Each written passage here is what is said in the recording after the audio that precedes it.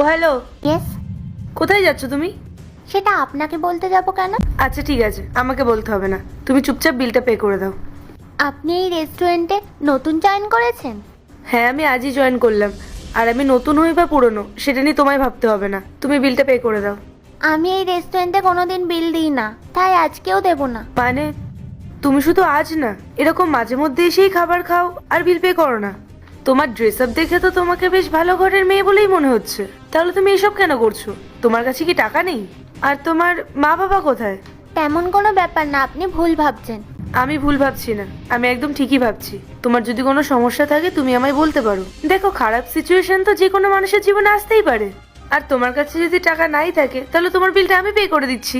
যদিও এই রেস্টুরেন্টের ওনার খুবই ভালো মানুষ, কিন্তু উনি যদি জানতে পারেন যে তুমি এরকম রোজ রোজ এসে খাবার খাচ্ছ, বিল পে করছো না, তাহলে উনি হয়তো রেগে যেতে পারেন। তোমার যদি খাবার খেতে হয় তুমি আমার সাথে আসবে, আমি আমার তরফ থেকে তোমাকে খাবার খাইয়ে দেবো। কি ব্যাপার, কি হচ্ছে এখানে? স্যার, আসলে ওর হয়তো খুব খিদে পেয়েছিল, ও এখানে খাবারও খেয়েছে, কিন্তু ওর কাছে না বিল পে করার মতো টাকা নেই।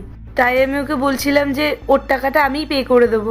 আপনি প্লিজ ওকে বকবেন না, ও এখনো ছোট তো, তাই হয়তো না বুঝেই এসব করে ফেলেছে। কি তুমি ভাবছো ওর কাছে বিল দেওয়ার মতন টাকা নেই?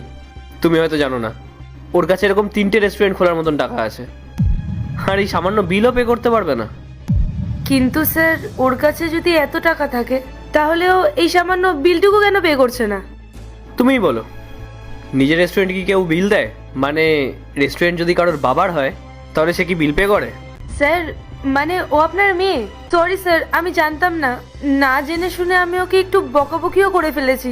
শোনো, তুমি আগে বলবে তো যে তুমি স্যারের মেয়ে। সে ঠিক আছে, আমি কিছু মনে করিনি। বাবা, এই আন্টিটা খুব ভালো। উনি আমাকে গরিব ভেবে নিজের টাকা দিয়ে খাবার খাওয়াতে চেয়েছে, কিন্তু ওনার জায়গায় অন্য কেউ হলে আমাকে তো এখান থেকে বাড়ি করে দিত। হ্যাঁ, তুমি একদম ঠিক বলেছো।